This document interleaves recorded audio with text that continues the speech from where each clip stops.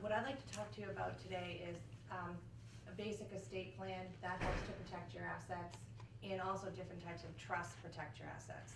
Why don't I just start out briefly? Does anybody have any questions right off the bat that, did you come here with a specific question in your head that you wanted an answer to, or, no? Not yet. But not yet? Okay. If you have any questions, just interrupt me by raising your hand, okay? So what I do is I help people in general. Everybody needs a will, and the reason for that is because the state will take your property, basically, and decide where it goes. And do we want that to happen? No, we don't. So it's important to create a will. You know, I hear a lot, I don't have anything, why do I need a will? Well, here's the thing. If you, say you're hit by a drunk driver tomorrow and you're killed, right? Your estate is going to sue the drunk driver. What's going to happen to all that money that is collected from the drunk driver's insurance or whatever needs to go through your estate. If you don't have a will, the state will take the money and they'll determine who gets the money. So wrongful death suits, things like that happen all the time. If you win the lottery, you know, things can happen. They really do happen. So it's really important to create a will and decide for yourself who the beneficiaries are going to be. The beneficiaries are the people who are going to get your assets when you die. So that's the major piece of your estate plan. The second major piece of your estate plan is a durable power of attorney. And what that does is that takes effect while you're alive, and you name somebody. If you're married, it's usually a husband and wife that name each other. If you're widowed or widowered or not married, sometimes it's a child that you would name as the attorney, in fact.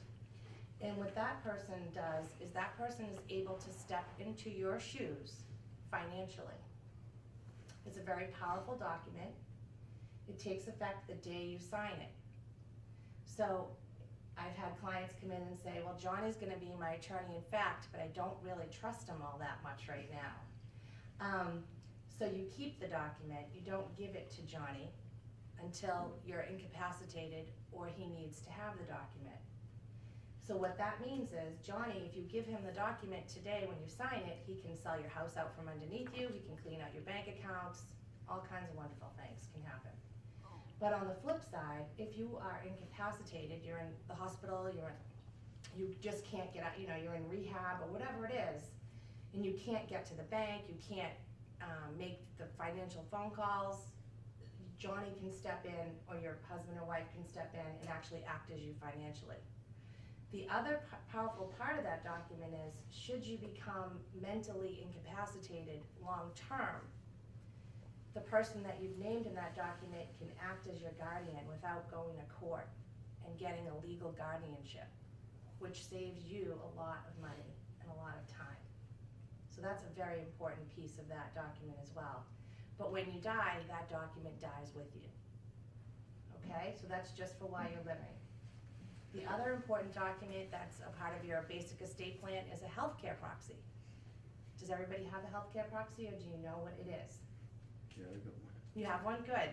So what that document does is it enables the person that you name as your healthcare agent to make medical decisions for you only when you are unable to. That only takes effect when you cannot make your own decisions. Okay? So, and then I do some complementary documents along with these, which is a living will. You know, that basically says if there's no hope for you to recover, don't keep me on life support, or hydration and nutrition. And then the other document that we do is called the patient authorization. Everyone's familiar with HIPAA, the confidentiality of medical records today. You know, you sign all those confidentiality acknowledgements and consents when you go to the doctors. Well, it's really hard for somebody to talk to your doctors and get some medical information. So your healthcare agent, through this document, would be able to talk to your doctors. So that's really important. So that's your basic estate plan. Now there are other documents that I do for people who are interested. If somebody's, long-term estate planning would be if you're thinking about nursing home care down the line. We do have a 5-year look-back period with Medicaid, which means that anything that is not protected and you should go into a nursing home, Medicaid can lien your house. They can take your assets to pay for your nursing home expenses. If you've created an irrevocable trust and it's been 5 years and you're going into a nursing home in the 6th year, then Medicaid cannot attach whatever's in that trust, such as if you put your house in that trust and different liquid assets. Do you have any questions about that? Because that's a really important piece. We Yes. get asked that all the time, the look back. Betty? The irrevocable trust, as far as that goes, you're talking about Johnny. Yeah. Who has the right. Now, so basically on the irrevocable trust, who will be on there? Johnny? Johnny. Johnny. Or He still has all. as the trustee, but as you would be what's called the beneficiary.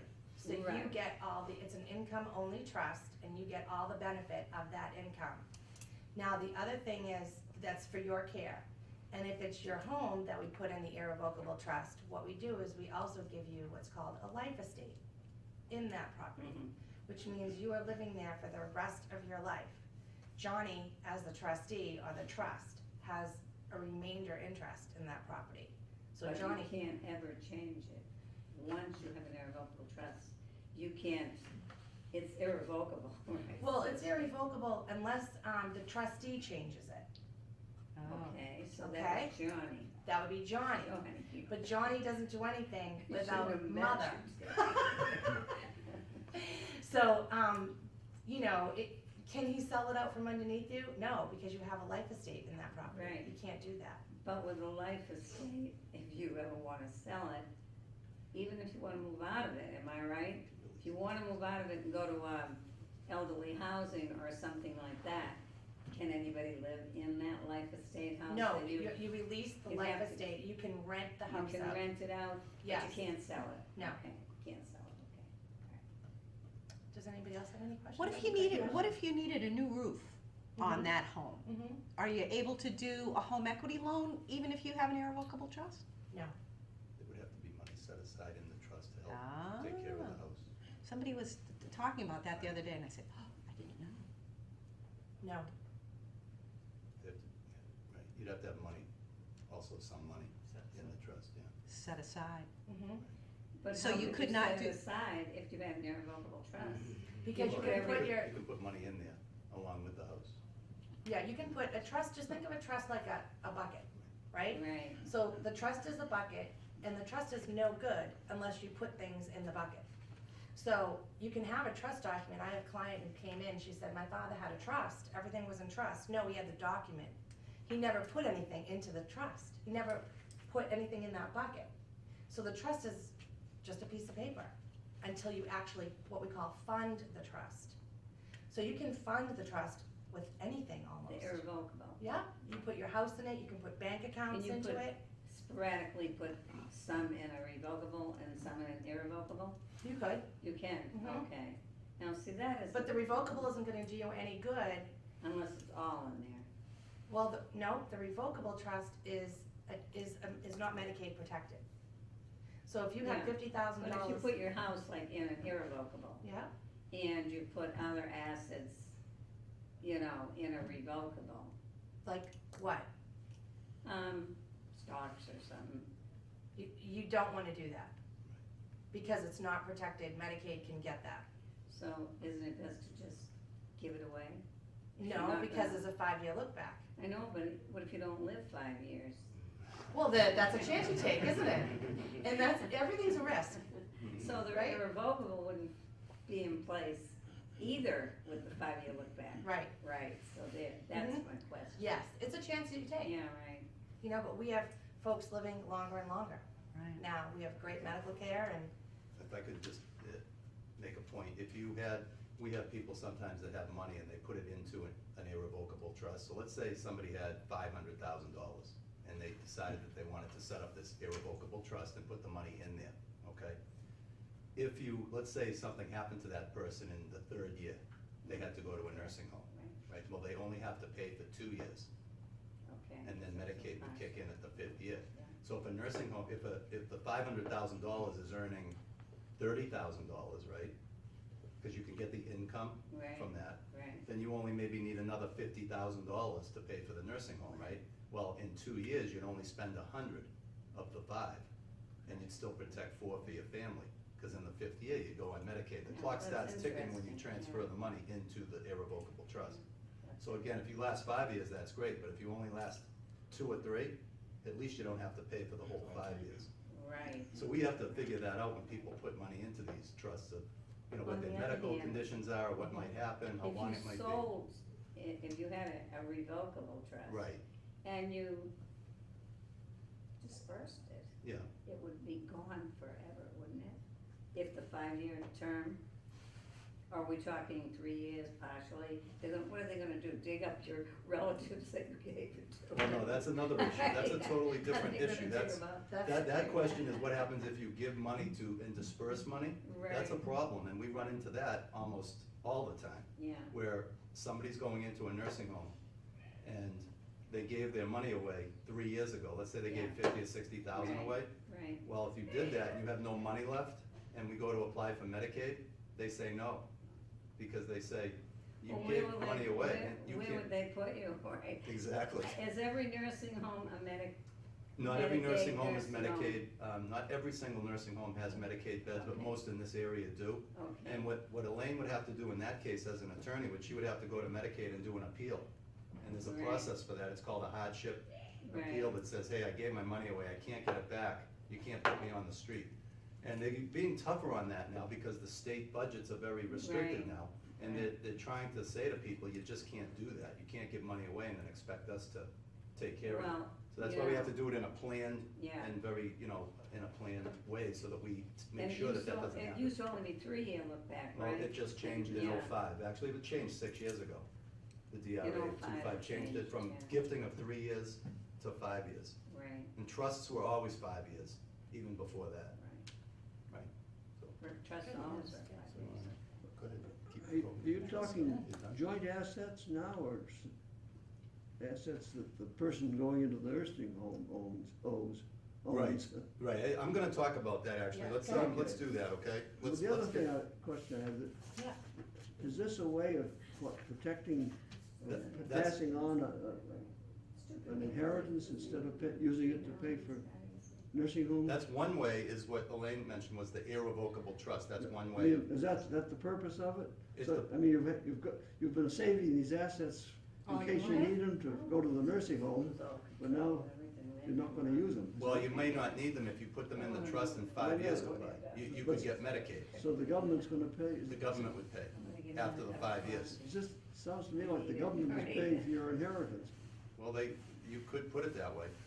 That I'm gonna doesn't, get that doesn't another seem right. cup If someone Well, has, it's all, that's, if someone has assets. they should pay, right?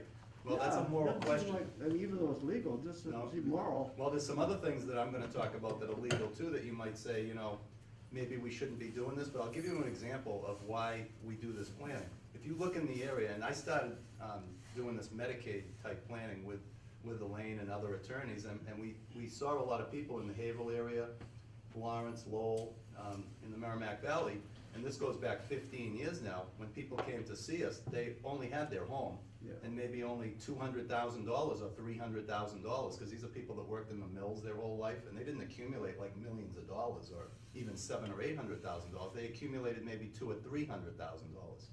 But during their lifetime, to answer your question about the moral part of this, they never even imagined that a nursing home would cost $8,000 or $9,000 a month to go into, right? And they also, that was the price of their first house they bought. Okay, so we look at it like, okay, you have a spouse at home, and you have a spouse that's going to a nursing home. They only have $300,000, and we're looking at them paying $9,000 a month for this nursing home. So now, if we do that, the spouse at home will be poor in pretty much no time. And how are they gonna live for the next 10 years?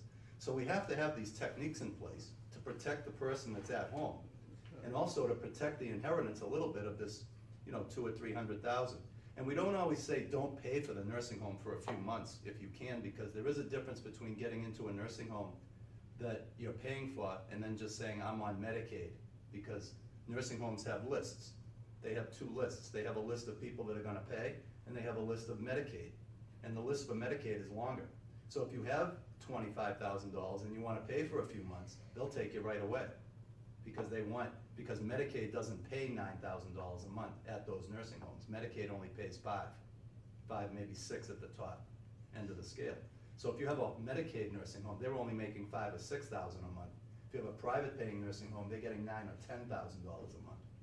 So we wanna, sometimes we strike a balance and say, look, you wanna get into this really nice place, you have some money, why don't you pay for a few months? Then we'll put you on Medicaid after that. And we have some techniques, other than the irrevocable trust, that we can use to do that, and that's where the financial end of things come in, and I'll show you that in this presentation. If you wanna go through, down to page, the top of the page says, nursing homes and Medicaid. It's about 5 or 6 pages down. And we'll talk a little bit about Medicaid and how it Did everybody works. get one of those? Yeah, everybody did get a presentation, right? Okay. All right, if you go down to this page here, it says nursing homes and Medicaid. We'll talk a little bit about that. I didn't mean to get ahead of you or anything. Well, you didn't, I guess we talked It was about, timely. we talked about trusts, and if you have any questions on trusts, Elaine would be happy to, I'm sure, talk with you afterwards on any specific questions that you have. But, so Medicaid was designed in the state of Massachusetts to pay for people that went into nursing homes that basically were poor and didn't have any money. Because we have to take care of you, we can't leave you home, can't leave you on the street, we have to be able to, somebody has to pay the nursing Yeah, home. that makes sense. So Medicaid, it's important to know, has nothing to do with Medicare, okay? Medicare is the health insurance that you have when you hit 65, okay? And then maybe you have a Medicare supplement that helps pay for other bills that Medicare doesn't pay for. Now, when you go to a hospital and you go there for a few days and then you have to go to a rehabilitation center, you have, Medicare will pay for your rehabilitation for 100 days. That's it, 20 days full, and then 80 days, they pay a percentage, okay? After that 100 days, if you have to stay in a nursing home facility, your only options are you pay privately at that rate, $275 a day or $300 a day, wherever you are, or you apply for Medicaid and they'll pay for you. So it goes from Medicare to private pay or Medicare to Medicaid. Okay, and I'm gonna go through some of the ways that we You can apply get. for Medicaid if you're not eligible for it. Well, Medicaid, we make you eligible for it. That's what we do. That's what Elaine does, that's what I do. We see people that are going into nursing homes that have whatever, $200,000, $300,000, $400,000, $500,000, and we make them eligible for Medicaid. That's what our goal is in life. Okay, so that's what we're gonna show you. And a lot of people don't know about these things until they call a good estate planning Medicaid elder law attorney, Right. because they're the ones that know all of these things, Right. okay? Okay, so going down the list here, again, Massachusetts welfare is basically welfare, Medicaid is welfare that we're gonna make you eligible for. Now, what they do when you go into a nursing home, and to answer your question, is you have to tell them what all your assets are. They have to take this, what they call snapshot of everything that you own. Yeah, that's one person, the person that goes in. Well, no, two. If you're married, they look at everything. see, Joint or, whether it's joint or It's not. joint, Huh? everything. Every single thing that a husband and a wife own are subject to that snapshot. If I could just interject something, my office does Medicaid applications for people. It's a very lengthy application process Mhm. to apply for Medicaid for a Right. nursing home. It's a very specialized process. Right. And I'm telling you, what we send in are stacks of photocopies of 5 years. everything. 5 years of your bank accounts, 5 years of stocks, 5 Brokerage years of accounts. everything that you've owned for the last 5 years. Right. So they're gonna look at your bank account statements and they're gonna say, Betty, you gave $20,000 away. Where's that $20,000? What was it used for? They scrutinize everything, line item, just so you know. And an Because it's- error equals rejection. Yes, it does. Because we encounter a little of this in our office. If it's incorrectly filled out, they are the fastest on the planet to send it back to you and say rejected. It's just, Even if it's correctly filled it's out. just difficult as can be. Yes. Yeah. So this snapshot, if you're married, it's gonna be everything. If you're single, it's everything. It doesn't really matter. So it's just everything that you own together. We have a 100% of the assets we can save if you have a spouse. If you're single, that number drops a little bit down into the 40 to 50% range, but we still can save some of your assets if you're single, and you're actually going into a nursing home. This is crisis planning. This isn't, like I saw my attorney 5 years ago and I set up trusts and I've done all of this wonderful planning. This is the day that people are actually in rehab and going to a nursing home. Okay, yeah. Unfortunately, that's when we see 80% of our clients, because they didn't do anything. Some of them, you know, they have a will from like 15 years ago that leaves everything to their spouse. Right. You go into a nursing home, you don't want your spouse leaving everything to you. That's very bad. So we have to switch, at the time we see people, we have to switch their wills around. We have to do new powers of attorney sometimes if they're competent, because it's too old to do certain Right, things. right. The house is in both names and has to go into the person's name that's staying at home. There's all these legal things that have to be done during that time frame, including the application to Medicaid. So in the state of Massachusetts right now, they count up everybody's assets, which on the next page, we'll go there in a second, sorry, include a lot of things I'll go over. But here's what Massachusetts says, that the healthy spouse at home can keep. You can keep your home. That hasn't been attacked yet by anybody in the state, so you can keep your house that you live in, and you can keep $109,540, and that's it. That's what you get. So you can see if you have 200,000 or 300,000 or 400,000, you can only keep $109,000. And this And is your just house. for you to use while you're in the nursing home? The rest above the 109 has to be spent down at the nursing home until then that person can qualify for Medicaid. Okay, that's on this page. We're gonna show you how you don't have to do that, but that's what you would I do. noticed on the next page, it says non-accountable is $2,000. Well, here they say that it's $109,000. All right, very good. Let me explain that. $109,540 is for the healthy spouse at home. The person going into the nursing home can only have $2,000 in their bank account, or less. Okay, so let's go to that page. Does everybody follow that? You can keep your house, the healthy spouse can keep their house, and $109,540, and that's it. And their income, and their income. But just the income of the healthy spouse at home. Those are the only three things they can keep. Okay, now on the next page, you have the non-countable and countable assets. So when I was saying they're gonna count up everything Yeah. in your estate, they're gonna count second homes, automobiles, all your savings, IRAs, stocks, bonds, CDs, anything you have. And the non-countable assets, like, again, like I said, are the personal residence. You can have one automobile if you're married. The person at home can keep an automobile. $2,000, the person going into the nursing home can have in a bank account. They can have some cash value life insurance. We can prepay some funeral arrangements. They can use $8,000 to $10,000 and spend some money that way. And then they can have any amount of term life insurance that they might have. Okay? So on the next page, we have an example right here. It's a simple example. We have a married couple. We have the healthy, they only have $100,000. Okay, so based on what I just said, they're eligible for Medicaid, the person going into the nursing home, because they only have $100,000, and I said they can keep 109. So that person can just apply for Medicaid like right now. You can go to see Elaine, she does the application, you qualify immediately. The healthy spouse only has $100,000.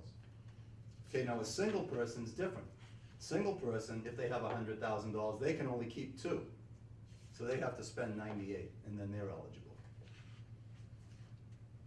That's sad. Well, we can fix that too, but I'm just showing you what happens if you don't get help. This is what happens. Yeah, that's sad. What are your feelings regarding long-term care insurance? I'm gonna talk about that, Oh, okay. all right? Okay, so on the next page, let's take a look at the next page, example B. Now I have the married couple, and let's say they have the house, we're not gonna talk about the house because that's protected, but they have $300,000, right? So under that scenario, the healthy spouse gets to keep the $109,000 that we talked about. And the person going into the nursing home, if they don't do any planning, has to spend $190,000. And when they get down to their $2,000, then we can apply for Medicaid. So that's how Medicaid looks at your world. That's what they say. They say, you have $300,000, 109 stays at home, the other 190 goes to the nursing home. Everybody about- follow that? What about on joint bank It account? doesn't matter for Medicaid, everything is together. Everything is together. When Medicaid looks at you, they don't care if it's a joint account or if it's your account, it all adds up together for both spouses. Even if you have a child on that account, which Elaine would tell you is a very bad idea to put children on bank accounts, because people do that to avoid probate, but they don't think about what can happen if something happens to that child, whether it's a divorce or whether it's a lawsuit or anything. We've had people come in and their child was filing bankruptcy and they had their name on their account for $100,000 and the credit card company just took it, okay? So you gotta be very careful about joint accounts with children. Not a good idea. You do it because it avoids probate when you die, but there's a myriad of other ways you can avoid probate besides putting children on accounts. So for Medicaid, if you put your child on the account, Medicaid knows that you did that. They don't care. It's not their money. It's still your money. Okay, so there's a lot of reasons why you don't want to do that, you know, have joint bank accounts with your children. So that's just example B, and we're gonna show you what we do as planning people so that basically you don't have to spend that $190,000, because preferably, to your point, this gentleman right here, you think maybe that person should spend the $190 because they have the money, and yes, maybe the state shouldn't have to fund their care, but we have a way of actually having that happen. Having the state fund the care and saving the $190,000 so that the healthy spouse at home can retain those funds. What about if the single person? Well, that's a different situation. Okay. We'll have to talk about that offline. The state has made it very difficult for us to save a lot of the money for a single person. We still have some ways to do it, but it's just very complicated to go into at a seminar like this, so we have to talk on an individual basis on the single person. The married couple's a little easier. So before I get into the solution for what we just talked about, let me address the long-term care insurance briefly, okay? Long-term care insurance is it's a product that was brought out into the market probably 15 years ago, maybe even 20 years ago. A lot of people didn't buy it. It wasn't very good back then. But now it's very regulated now. The insurance companies are very regulated by the state. Long-term care insurance has to cover adult daycare. It has to cover home care, which is the main reason that we do sell long-term care insurance to people, because we'd like them to stay at home and have people come in if at all possible. It covers assisted living costs, which can be as much as $5,000 or $6,000 a month. And it also covers nursing home costs, which can be $8,000 or $9,000 a month. So it does cover, you can put a claim in for those 4 areas. What you do when you look at long-term care insurance is you make a decision based on your estate to actually, I guess the easiest way to say it is, you don't want to spend your money for these expenses. So you need to go to the insurance company and say, we need some of your money to help us to pay for our expenses. So it's like any insurance. It's just a basic, purest form of insurance where you're gonna purchase some money, a bucket of money we call it, just a bucket of money. Okay, so we say, I'd like to get, $300,000 from John Hancock. I want you to give me $300,000 if I need your money to help pay for these things, okay? Now, what's associated with getting the $300,000, you have to give them some money to do that. So there's a premium, it's called. So you have to say. It's not refundable if you die. No, you don't get your money back. Well, you don't get your money back on any insurance. On any insurance, Car I know insurance, that. home I can tell insurance, everybody that. life insurance. You buy money I know. on life insurance. You say, if I die, I need my estate to get some money. So I have to purchase that money because I don't have it. That's why we have insurance, because Right. we don't have the money ourselves. So if you have a good size estate, and most people between $500,000 and $1 million, or $1.5 million might look at long-term care insurance. People that have maybe $3, $4, $5 million, they might be able to do trusts and self-fund those kinds of things. But it's the people in the middle. I only have 400 or maybe up to 800,000 or 900,000, and that could go very quickly. Okay, so that's the type of thing that you're going to look at the policy. You're going to say, okay, how much is it going to cost every year, and how much money am I going to get for that cost? And that's kind of what you need to do, is evaluate your own estate, evaluate if you feel it's worth it to pay, to have that money to pay for you, as opposed to you paying yourself. Now, one of the other techniques that we use with long-term care insurance is we say, okay, you don't need long-term care insurance to pay forever in a nursing home. Technically, you really may only need it for that 5-year period, right? Because let's say you want to retain all of your assets. You don't want to give them away. But when you go to a nursing home, you may want to give those assets away at that time. And you may want someone else to pay for the 5-year look back. So you can get a policy that just pays for the nursing home or for assisted living for a 5-year period. So that And after that period. after you that, do it. Medicaid would kick in, because if you went to the nursing home today, right, and you gave away everything you had, you couldn't get Medicaid, right? You couldn't get it for 5 years. So if you had a policy in place that would pay your costs for 5 years, then you'd go on Medicaid after that. So you can get policies that pay for 3 years, like we said, you know, you may only wanna pay for 3 years and pay 2 on your own.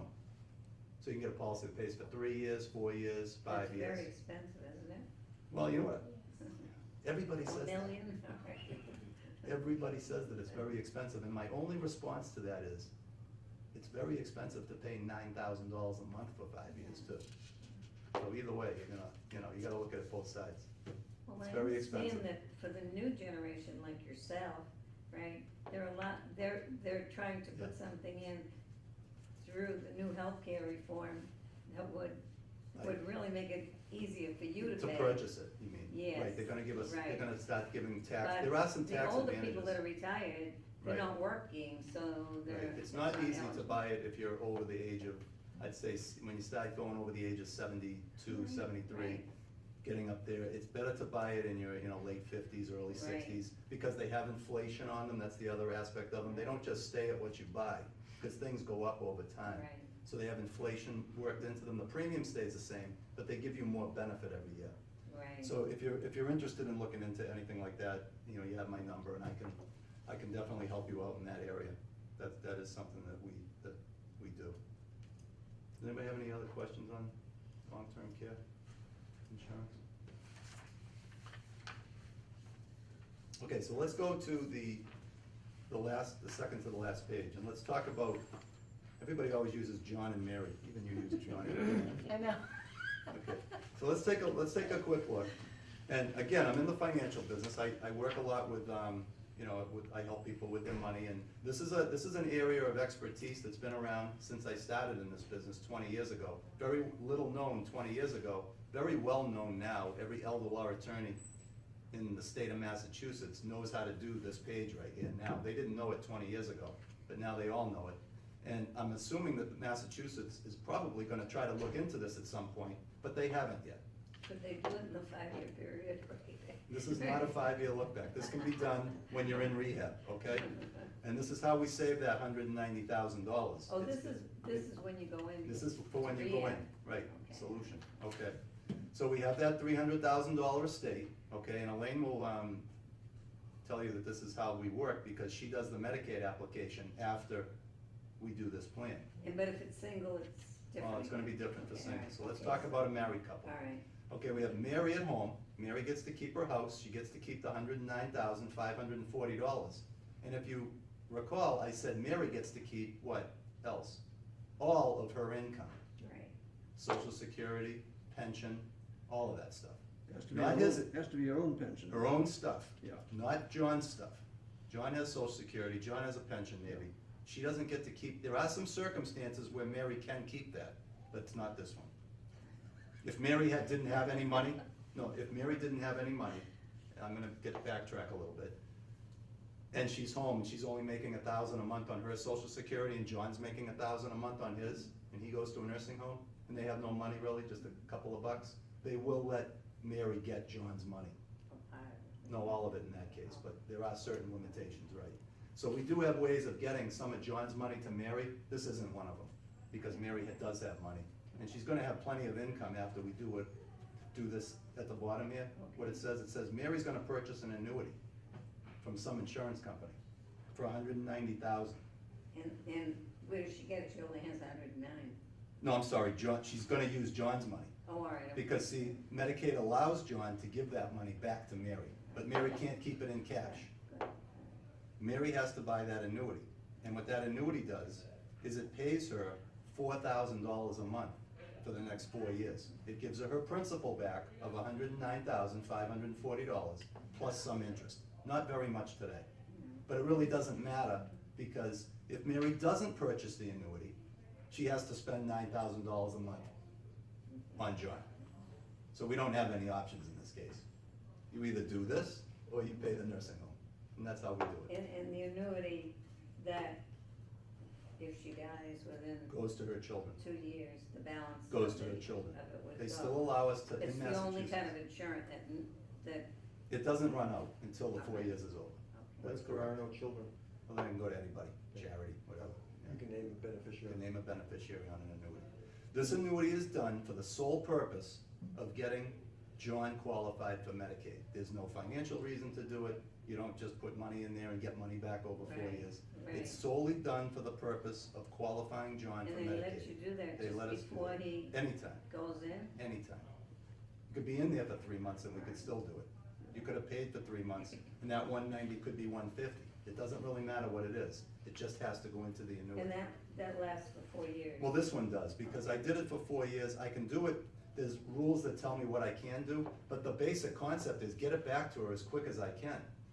And annuities you can't do these days a little less than 4 years, because the insurance, with the interest rates being so low, the company, this is getting a little technical, but the company really doesn't wanna do this, I mean, they're getting this money, they're giving it back. So they don't really wanna do that annuity, but I can get them for as little as 4 years, so I give her the money back really quick. 4 years from now, John's on Medicaid still, and she's got her $300,000 back in the bank. Now your question is, what happens if Mary goes to a nursing home? Well, we gotta do some planning with Mary very quickly. You know, we gotta do it actually right away. We have some things we can do as that 4 years are going by. Yeah, I would do Mary's estate planning, right? Right, we do right Mary's there. estate planning right away after John's on Medicaid. Mhm. Maybe Mary's healthy, and I sell her a long-term care policy to protect her $300,000 Yeah. at 5 year when I've done that before. So there's all these planning techniques that we can do to save Mary's $300,000 if she goes to a nursing home. But the first rule of business is to get John on Medicaid first. So that's the technique I've been doing for 20 years. Now, like I said, every elder law attorney in the world knows this, which is kinda good and bad, because who knows if the state's gonna say someday that I can't do this I'm anymore? sure. But they haven't said it. It's been And 6 once years it's in since the effect- last law change. Once it's in effect, they can't Well, they can't go rescind it? back. No, they can't take you off Right. Medicaid, no. I can do this I until we mean, change they the law. can't say to you, we're canceling that policy, No, oh, the Oh, annuity? gosh, no. Oh, an no. annuity. No, that's a contract. That'll never go. Yes. This example is just an example, though. It can be different from 4 years or, Yeah, I can do longer. yeah. Sometimes I do. I mean, it depends on if Mary says to me, you know what? I'd really like to just have you give me a couple grand a month and I'll use that to live on. But I can't go, Medicaid has rules on life expectancy charts. So if Mary's 70 and her life expectancy is like, well, let's make her 80. Yeah. Her life expectancy is 9 years by Medicaid. I can't drag it out longer than that. There's just rules that Medicaid has on So that that's pretty annuity. definite. It has to be 9 years or less. Yeah. Because if I drag it out too far, they're telling me that I'm really not doing the right, But thing. Mary takes us to give to the nursing home. No, she gets that money every month. Why does she get that? What, the They have to give to 4,000? the nursing home. What, the 4,000? Right. No, that's her money. You missed that She's part? not in the nursing She's home. not in the nursing home. No, but she has to pay for his. No, John goes on Medicaid. Oh, all right. And his income goes to the nursing home because Mary's making too much money now. Yeah, so- but what if she doesn't make a lot of money? Well, 4,000's too much. They're not gonna give her any more. There's numbers they have. All right. If I give her 4,000 a month and he's making like, let's say, 1,000 from Social Security and 1,000 from a pension, like 2,000, Yeah, they're not gonna give her any more. right. Because to save her money, I had to give her the 4,000. I don't care about his 2,000, because when he dies, that goes away anyway. Right. So it doesn't matter. I wanna make sure she gets her 190 back. I don't really care about his income. And I would say, it's okay for him to pay a couple thousand a month to go to a nursing home. It was gonna cost 9, It costs- so you may as well give him I 2, know, you know? you'd spend So that. we have it all figured out. Spend that at home. putting What the roof happened, on. is this not permissible in other states It's at the permissible in moment? every state right now except Ohio and Connecticut. Those are the only 2 states that just said, no, we're not gonna let you do it. That's interesting. But Any- once it's in effect, and there's certain, you have a chance to pick what annuity, what company you want it to be Well, with. I do them, I do all a bunch of different companies, but there's only a few out there that do. There's certain language that has to be in the Yeah. annuity. There's only about 4 or 5 companies out there that give me the language that I need for Mass Health, and there's only a few that'll Well, even what do. if you have a small annuity, it's very small? It doesn't, well, then it doesn't matter. I mean, this is You something. can add it to it, No, you just keep it. you just keep it, As long as it's this kind of annuity, not at the, as long as it's one that pays out every month. pays out, yeah. The other kinds that you For have that are. 95 years, right? I don't know where they get that figure. So on the last page, Another question. Yep. If your spouse already has an annuity, it won't be like that one, no, most I know, likely. but it wouldn't be, It but might be a deferred annuity. What, It's a or if different she's kind of- already getting income from her own annuity, would that be considered her Her income, yes. So that would be exempt. That would be exempt. Okay. Her income is exempt. Yeah. Yes. Most people have what we call these deferred annuities, where they put money into them, cash money. Not this kind of annuity, but most people have some annuity, they threw some money in, like 50 or Like a 100,000. SEP account or Something like that, yeah, and it's earning interest. And you're just earning interest on it. You get a statement every month, and it says, oh, I have 100,000, I have But 110,000. you get a small payment That's cash. a year or whatever. That annuity can be transferred into this kind of an annuity, so that's easily done. So any annuity you have that's a deferred annuity that you're earning money on every month can be made into the one that's okay for Medicaid, and then the income can come out to the healthy spouse out of that annuity. So we can do anything with whatever And you the have. one you're talking about would not have to be in effect for 5 years. No, it can be in effect the day we do it. I mean, the Okay. day we do that. But he goes in. They go in All right away. Now we have to talk about Mary. Well, Mary's at home with the house, 109,000 and 4,000 a month coming. Yeah, we do have to talk to Mary about what she should be doing now. Mary's Right. living large. Mary's going to Europe every She's month. taking on, you know what's the greatest thing, that's a good point. The greatest thing that I didn't talk about was, we have people come in a lot into the office and they have this is the typical situation. I mean, you know, sometimes it's 500,000 or sometimes it's 200,000, it could even be 7.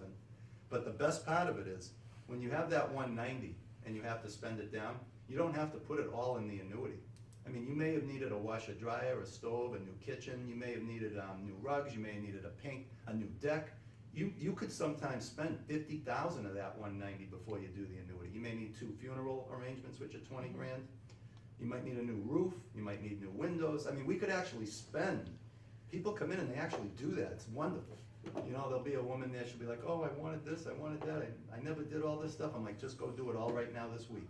We've had But people you're- go right That's now this exempt. week, This buy everything. estate Chris is John is in the 300 home. involved your house, too. What's that? This Sad estate news. involved your house. No, because everything that you buy for that house is exempt. You can't put a room on, that's a capital improvement.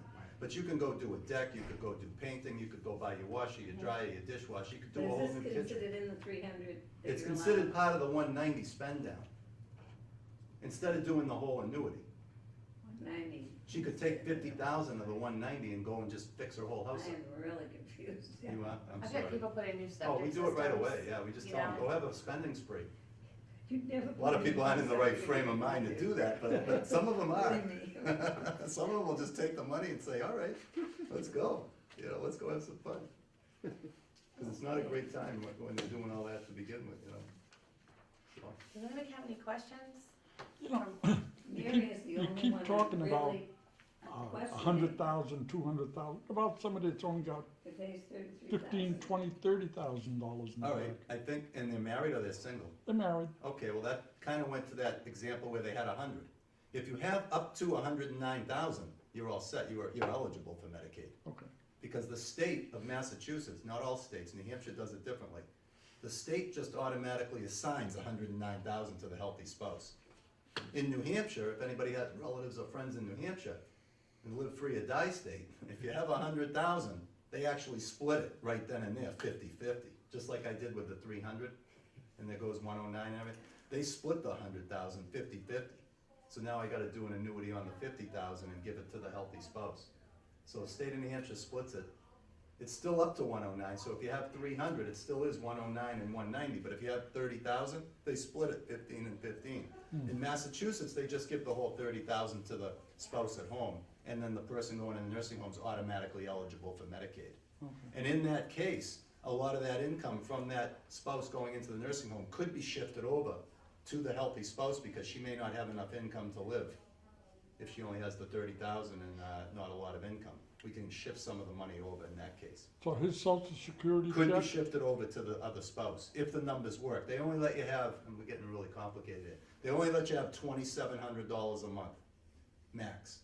So if you have 1,000, you're at home with the spouse, you only have $1,000 a month coming in, and your spouse has 1,500, they're gonna let you have it, because you can have up to 27. But if you have 4,000, in my other example, you're not getting any more money from your spouse. So it just, everybody's different, it all depends Yeah. on what the situations are. Mhm. And that 109 goes up every year, I mean, 15 years ago, it was 78,000, you know, it just goes up every year. It's like a cost of living kind of thing, right? Does anybody have any legal questions or reverse mortgage questions Yeah. or Did you wanna annuity talk some questions? more? No, I will tell you that it's interesting to hear this, because I'm around this type of planning all the time. And there is a place where the way to access the equity in your property can be used. We really need to work with Elaine and gentlemen such as this, because we wanna make sure you don't disqualify yourself for a lot of stuff unintentionally. Having said that, I've seen people use a reverse mortgage in a lot of different ways. There's three generic types of people that would wanna look into accessing the equity in their property with a reverse mortgage. You know, one of them would be needs-based. I do get a fair amount of people that didn't do this planning in time. So I'm not being negative, I don't know if that's anybody here, but there's plenty of people that I work with where this planning didn't happen in time, or they lose their spouse's social security income. It's very common for me to have that. They really wanna stay in their house, they wanna use their home to stay at home. A great publication, and I'll be happy to take anybody's name and address and get it out to you, but it's published by National Council on Aging. It's called Using Your Home to Stay at Home, and in that publication, they talk about all these other options first and making sure you're trying to do as much planning as you can ahead of time. And then it does have a pretty large section in there about reverse mortgages as an option. When it fits like a glove, but it's not for every situation. That sounds odd coming from me because it's something I do for a living, but we always want to do the right thing and make sure that when we're accessing the equity in your property, that we're doing it for all the right reasons. We fall into a lot of the different stipulations that you find for benefits with a reverse mortgage too. It is a 5-year look back on a reverse mortgage. You couldn't get to some point and at the last minute say, hey, I have a $500,000 house, I qualify for $350,000 because I'm XYZ number of years old, and then just run on down to Dan at Lowell Bank and say, Dan, I want to take all this money out right now. It doesn't work that way. The same protections for Medicaid are in there as far as using those funds, and it is a 5-year look back. Having said that, I have had people in long-term planning look at their home as an asset. In the younger part of qualifying for a reverse mortgage at the 62, you do have to be 62, that's the ante into the reverse mortgage qualification, but I have seen people use it earlier to start a clock and generate a line of credit in their property. So it can be a pretty sophisticated product. It doesn't just have to be a needs-based product. I do have people that will use it as part of long-term planning. It depends on what other assets you have and where you are in your life, you know, what part of your retirement that you're in. So it can be a pretty sophisticated product. I'm working more and more with financial planners. Having said that, that's that estate planning part of it. That would be more of this conversation that we've had today. Needs-based is really still there. When I have people that they live in their house that her husband or wife and them bought for $9,000 in 1945 or whatever, and they don't want to leave that, and that's part of what this booklet that the National Council on Aging has, and it's called Using Your Home to Stay at Home. The government actually wants you to stay in your house. There's a real desire on a federal level for people to stay in their home as long as possible, and they do look at reverse mortgages as a way of using the equity that you have built up in your property to do some basic stuff, and maybe an occasional trip to the casino, but more importantly, to pay for your continuing taxes, for maintenance into the property, and to keep the home insured.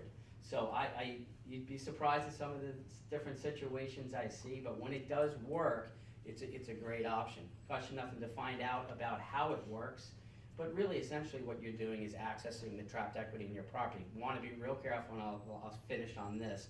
Want to be real careful not to disqualify yourself for any state or federal programs. I know it can get kind of complicated in a reverse mortgage. I never get into rates, this, that. I'd be happy to one-on-one. It's not that I avoid it. It is a product with what I call a lot of moving parts to it.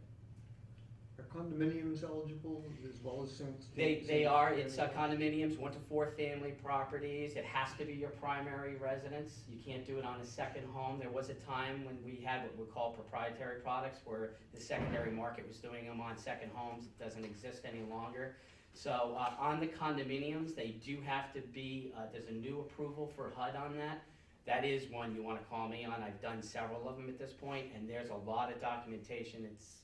that kind of thick documentation that Elaine was alluding to with the Medicaid, it's crazy to get the condo complex approved, but it's well worth doing. On that note, I don't wanna take up too much time, but you also can use a reverse mortgage to purchase a property, and that's really new from HUD. It's about a year and a half old now. So if you were to downsize and go from a 4-bedroom, 2.5-bath house, and you wanna go to a condominium, this is what's triggering my thought, is your question, is, and you wanna buy a $200,000 condominium, and you wanna put $100,000 down, you would have no mortgage payment for as long as you were alive and you stayed in that property. That's kind of nice. Yeah, it's a really cool product. Hasn't been used a lot, to be honest with you, because there aren't a lot of people that do what I do very specifically.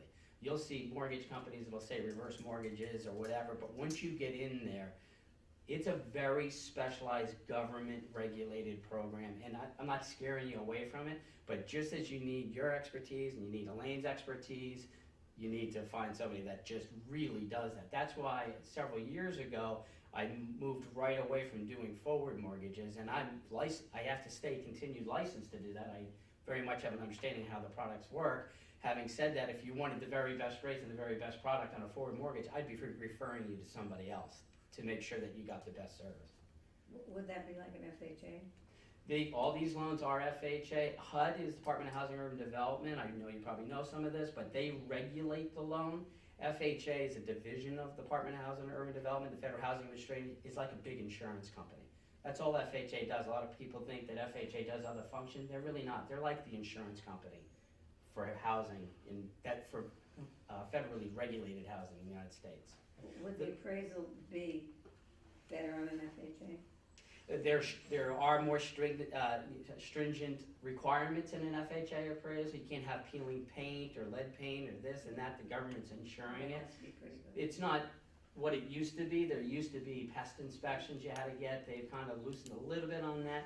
But in this current lending environment, they're probably trying to make sure the properties that taxpayers are actually ultimately involved in also, that they're adequate housing. You want it to be adequate housing for yourself. Most reverse mortgages, am I right, they would probably have to allow for their own protection at least 20 or 30% equity. That's very good. Yeah, at 62 years old, very good. At 62, the older you are in a reverse mortgage, the more equity you're allowed to access, because it's kind of creepy, but you're getting, in the actuary table, you're getting to the end of your life. So the older you are, the more equity you're actually allowed to access. At 62 years old, currently it's about 54%. It ramps up pretty quickly. By the time you get to 60, you're into the 70s% LTV, but your number's really good. Reverse mortgage when you're 50? 62, I'm saying 54% loan to value, I apologize. 54% of the value of the property at 62. Yeah. I shouldn't use too many of our terms, but you can qualify for a little over half the equity in your property. And I hope I'm not being too long. We're done. But on that note, for a lot of times where I like to talk to people is it may not be something for you, but I want people always to be aware that this is something that does exist. Right. Because you're gonna go to church with somebody, you're gonna go to the barbecue, you're gonna go to somewhere, and somebody else is gonna say, hey, listen, Dan, this is crazy. We got this beautiful $400,000 house, but I've got a $200,000 mortgage. I know I'm 65 years old, but I had to help Billy out of the business problem. I had to help Sally when she got divorced. There's 8 million reasons why people still have a mortgage on their property, when they go into retirement. And at that point, it becomes very attractive to look at what I do. Because at that point, you have a liability and you're going into your golden years, your senior years, with this huge liability. Then it's worth really looking at some point and saying, what's my long-term cash flow gonna be? Because you don't wanna carry a bigger mortgage into retirement. It's not good planning on that front. And I'm wondering that if a person wanted to sell their house, they would look back, there could not be a profit, am I right, Elaine? Yes, I'm sorry. There could not be a profit if you sold your house? Could not be a profit if you sold your house when? Within that 5-year look back. Within their 5-year Well, look there back? can be a profit if we've set up an irrevocable trust and you're dumping the money into the trust.